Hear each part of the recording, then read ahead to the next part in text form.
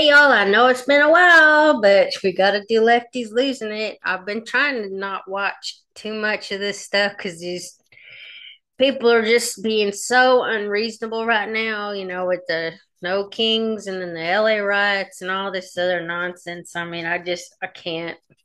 I've been watching stuff like, well, up until recently, Tucker Carlson, Sean Ryan show because he brings on a lot of military people. I mean, that's kind of fascinating. Or Julian Dory, Patrick Bet-David, or PBD podcast, valuetainment, and all that. But Tucker, I watched the one with Ted Cruz, and I have to honestly say that was the most obnoxious display. Now we know in politics, you're always going to have somebody that's being lobbied to. No surprise. That's how they become millionaires. I'm not going to even argue.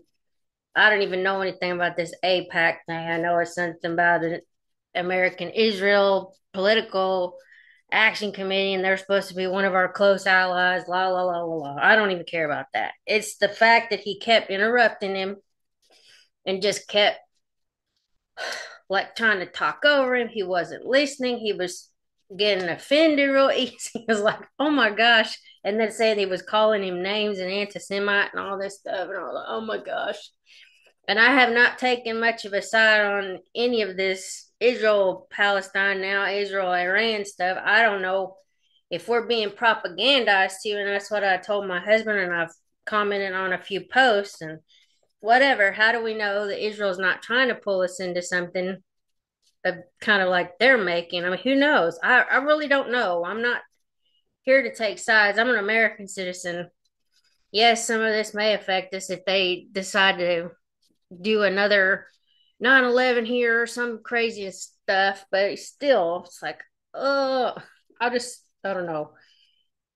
That's the main thing I was gonna comment on, but I'm sure I'm about to get schooled on something here. But anyway, let's go and let Miss Rita take it away. It's time for Lefties Losing It. And we've heard the ladies of The View say some crazy, catastrophically dumb stuff over the years. They're a rich source of material for this segment, but this week they've really hit a new low. Listen to this derangement. Here, Whoopi Goldberg claims that Americans can't be critical of Iran's gross human rights abuses because life is just as bad for Americans in America if they're different, if they're gay or black. And it's slow. But let's just remember, too, the Iranians literally throw gay people off of buildings. They don't adhere to basic human rights. Here's the thing. Let's not do that, because if we start with that, we have been known in this country to tie gay folks to the car. Yeah, I'm sorry. They used to just hanging black people. So it is not even the same. I could accept wearing that's not what you mean to say. It is the same. No, it's not. The year 2025 in the United States is nothing like if I step foot wearing this outfit into that have been killed for I'm sorry. They wear like around I can't have my hair showing. I can't wear a skirt. I can't have my arms out. I'm telling you, I literally said it was up to the Iranian people. Yes. It is up to them. And that's why I am saying that it is the same. Murdering someone for their difference is not good. Whoever does it, it's not. That's why I said you weren't saying what I heard was not what you meant. I think it's very different to live in the United States in 2025 than it is to live in. Sorry, I need to do something here. This is getting on my nerves. Oh, stupid. Not if you're black. Not for everybody. Not if you're black. I mean, where do you even start? Is she really likening crime happening in America to the Iranian regime, the government killing gay people, killing infidels, beating and locking up women for showing their hair? Can she possibly be that stupid, or is she just a massive liar? Because right now, there are no other options. Nobody wants to diminish the very real problems we have in this country. That's no one's intent. But I think it's important we remember there are places much darker than this country, and people who deserve rights. Not everybody feels that way. Not everybody feels that way. Listen, I'm sorry. You know, when you think about the fact that we got the vote in 1965, okay, they don't have free and fair elections in Iran. It's not even the same universe. They can't go out of their house. The women. You know what? There's no way I can make you understand. No, words are not your friends, Whoopi. Neither is logic and facts. Perhaps white savior, the awful, affluent white female lefty Joy Behar can explain it for you. Try to reverse roles with a black person in this country, let's say, because I think that's what you're talking about. Yes. Just try to understand from their point of view. From that point of view. I thought we were complaining about Hispanics being deported. I mean, what are we doing? It's just like they're just constantly bringing up some race that's been mistreated or whatever. I just don't get it. Heck. This country does not do that well. Does not go well. And we should compare atrocities. If you're talking about Iran, of course, is doing worse things, but relatively speaking, it feels bad. Relatively speaking, are these women insane? You heard Sunny there say we shouldn't compare atrocities. What, like someone not respecting your pronouns compared to being hung in the public square for crimes like adultery, homosexuality, and blasphemy? Really? And the viewers had a terrible week because they had Hollywood star and former California Governor Arnold Schwarzeneggar on.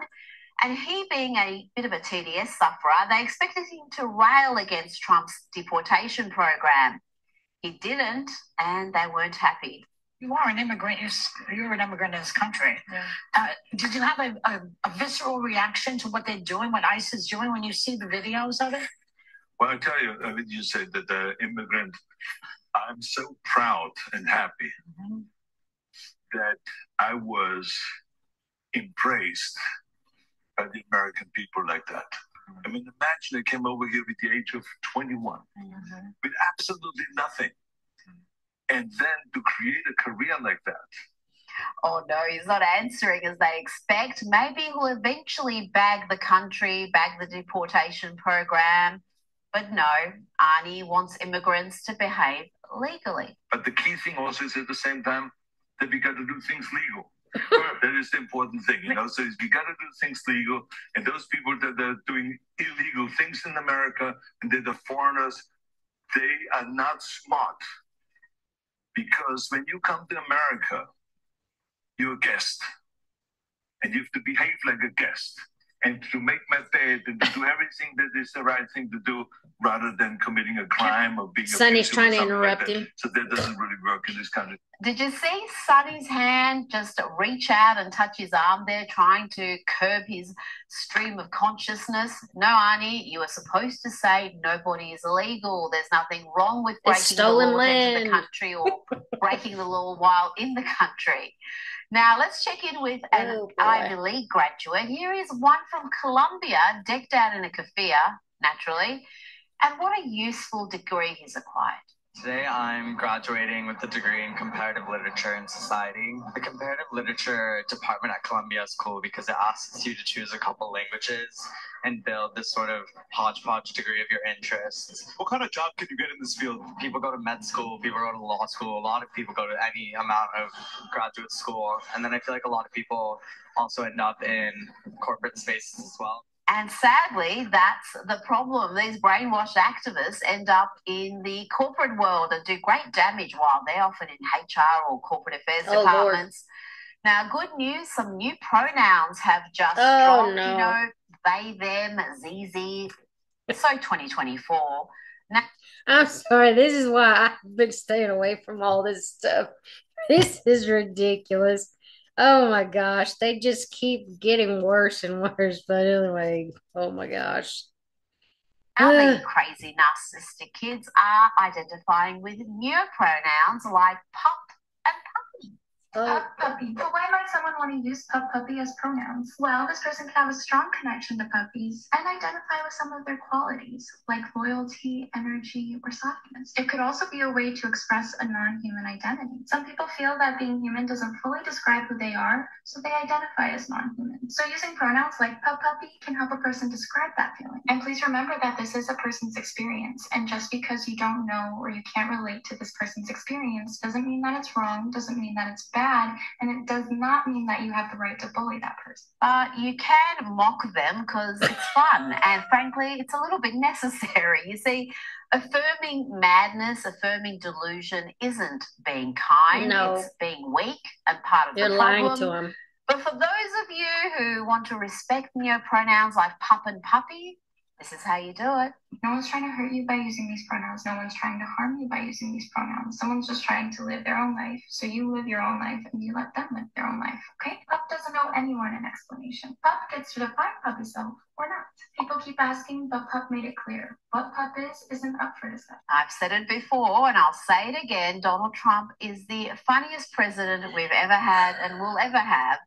No other leader could turn a flag-raising ceremony into a comedy sketch. So some way that you have that. Anyway, let's have a good, they call it a lifting. They also use another word, but I'm not going to use that word. You know what that is?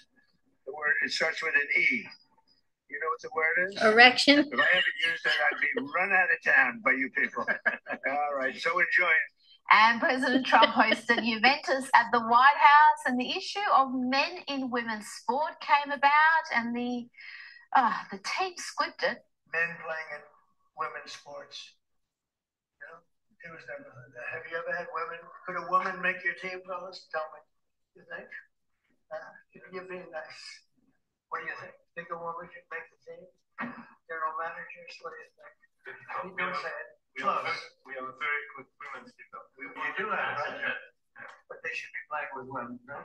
Now, Donald Trump has addressed the fallout from Tucker Carlson's fiery interview with Senator Ted Cruz and the question of whether America's role in the Israel-Iran conflict will fracture the president's supporter base. Have you seen the Tucker Carlson Senator Ted Cruz interview? It seems like this issue on whether or not the United States should strike is kind of dividing a lot of your supporters. My supporters are for me. My supporters are America first. They make America great again. My supporters don't want to see Iran have a nuclear weapon. Tucker's a nice guy. He called and apologized the other day.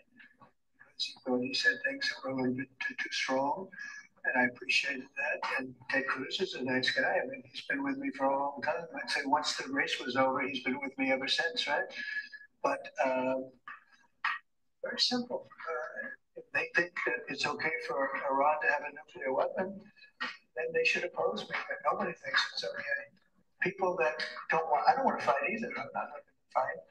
But if it's a choice between fighting and them having a nuclear weapon, you have to do what you have to do.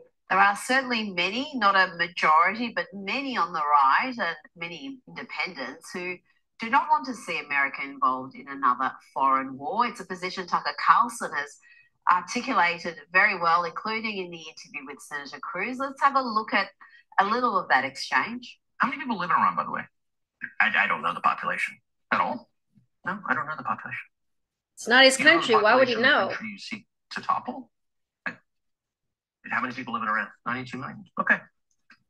Yeah. How could you not know that? It's taught from the Bible. Those who bless Israel will be blessed, and those who curse Israel will be cursed. And from my perspective, I want to be on the blessing side of things. Of those who bless the government of Israel? Those who bless Israel is what it says. It doesn't say the government of it, it says the nation of Israel. So that's in the Bible. As a Christian, I believe that. Where is that?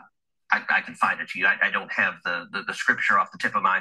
You pull out the phone and use the... It's in Genesis. But so you're quoting a Bible phrase. You don't have context for it and you don't know where in the Bible it is, but that's like your theology? I'm confused. What does that even mean? He's been... And earlier today, Donald Trump gave more in... I'm just going to say, I felt like he was being totally snarky, obnoxious throughout the entire interview. It was almost like the gotcha questions.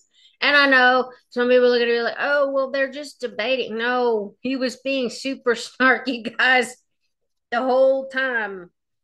I mean, and then he was saying that Ted Cruz called him an anti-Semite, and he was saying how offended he was, and blah blah blah. I mean, it's just like a totally different Tucker Carlson. I've never seen him act like that. He doesn't do that to necessarily his guests. He did that to Pierce Morgan. I guess they have a better relation, like they have had a working relationship, and they were debating some stuff, I guess, while he was in, I think it was Israel or somewhere like overseas. The two of them sat down. They were outside. I don't know if anybody's watched it, but they were debating some stuff, and they were just getting a little bit contentious like that. I don't like all that nastiness. Like, you don't have to tell them you're offended.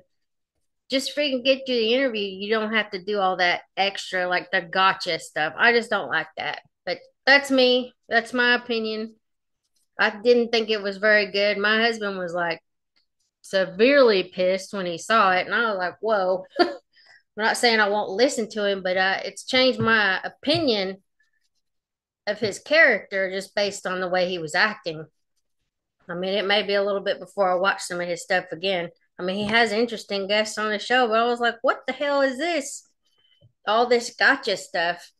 But he already had his opinion formed because the day before he had the podcast with Steve Bannon, and they were saying how they didn't want to get into the war and all that stuff. I mean, fine. We don't have to get into the war, but we also don't just have to sit around and be sitting ducks when they're saying they hate America. I'm not saying go over there and get boots on the ground for sure, but I mean, it's like he was just, I don't know. There was something about the way he was acting in that interview. I did not like it at all. Anyway, my opinion. Into his conversation with Tucker Carlson after that interview. It's interesting because I did ask Tucker. I said, "Well, are you okay with nuclear weapons being in the hands of Iran?" Exactly. And he sort of didn't like that. He didn't want to really, but he sort of didn't like that. And I said, "Well, if it's okay with you, then you and I do have a difference. But it's really not okay with him. Therefore, you may have to fight, and maybe it'll end. And maybe it'll end very quickly. But there's no way that you can allow, whether you have to fight or not, you can allow Iran to have a nuclear weapon because the entire world will blow up. Not going to let that happen." Joining me now is President of the Center of the American Experiment, John Heineraker. John, thank you so much for your time tonight. How concerned is Donald Trump about his base fracturing over this issue? I've got to say, he didn't seem too concerned during that press conference. Rita, he's not concerned, and he doesn't need to be concerned. Tucker Carlson does not speak for any significant portion of Donald Trump's base or the Republican Party on this issue. The idea that there is a significant part of the Republican Party that is pacifist or isolationist or anti-Israel is a fiction. There just isn't. Trump's base is with him. And I think he knows that. And there's poll data we can talk about if you want to, Rita, that I think really supports that. John, let's look at some of that polling. Fox News has released data just today showing 73% of registered voters think Iran poses a real threat to the US. That's a 13-point increase from just 6 years ago. Interesting, too, when you look at the breakdown of the different voter groups. A majority of Democrats, 69%, 82% of Republicans and 62% of independents agree Iran poses a real risk. And those numbers are up from 2019 across the board. But, John, when it comes to the strikes against Iran, it's evenly split, 49% approve and 46% disapprove. Republicans, 73% approval, well above the independents and Democrats at 32%. Is that data where you'd expect it to be? It's still showing that the majority of Republicans stand with the Trump administration in backing these strikes. Well, that's right. There's a partisan split here, Rita, as there is on virtually every issue in the United States. But, another survey came out today that I think is really interesting. It was from JL Partners. They surveyed Americans, they surveyed Republicans, but they also surveyed self-identified MAGA Republicans. And that's interesting because 81% of self-identified MAGA Republicans say that they support Israel's strikes on Iran, and 65% of MAGA Republicans say they support American strikes on Iran, even though that really is not even on the table at this point. And by 84% to 3%, think about that, Rita, in polling, 84% to 3% MAGA Republicans support Israel, not Iran. So again, I think Trump's base is with him. I think he's got solid support there. Now, how do you see the administration handling the next phase of this conflict? President Trump said today he hasn't made up his mind about the US joining Israel in striking Iranian nuclear sites. And he also said he will likely come to his decision 1 second before it's due. Now, I presume this is his strategy to keep everyone guessing. Do you think, John, he knows precisely what he's going to do? Well, maybe not, Rita. I think what he does depends on how things play out. He won't strike Iran unless the Israelis need us to strike Iran.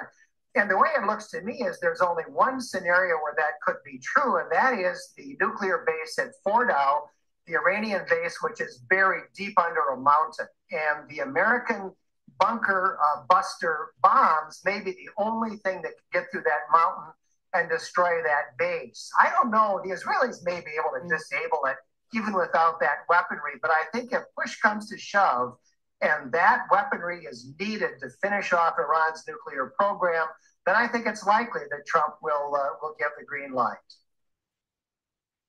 What about targeting the supreme leader? Is that something that is a step too far for the administration? Is regime change really not a goal right now? It's all just about eliminating Iran's nuclear ambitions?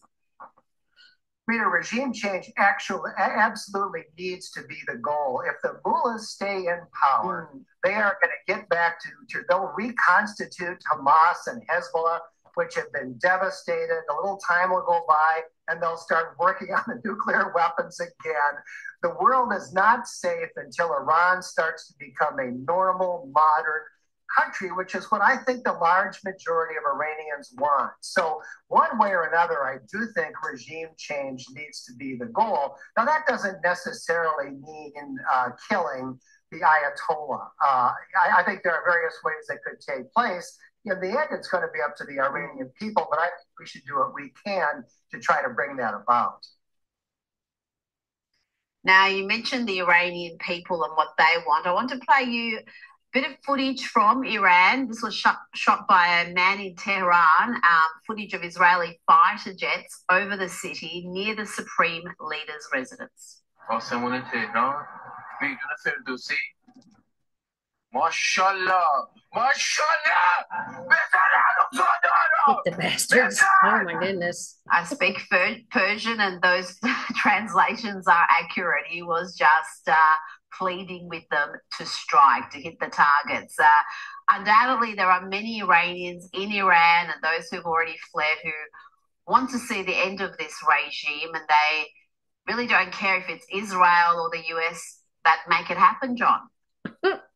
Well, Rita, you're familiar with the concept of a preference cascade, where people have been oppressed and nobody can say what he really thinks, because if you do that, you might get shot.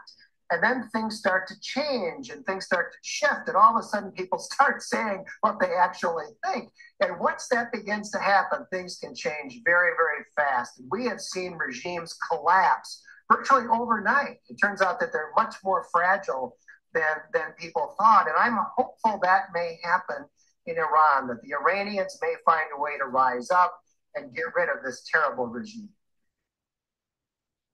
Now, before you go, just on domestic matters, the inflation rate has been lower under Donald Trump than the Biden administration. It's stayed low and in fact dropped despite tariff fears.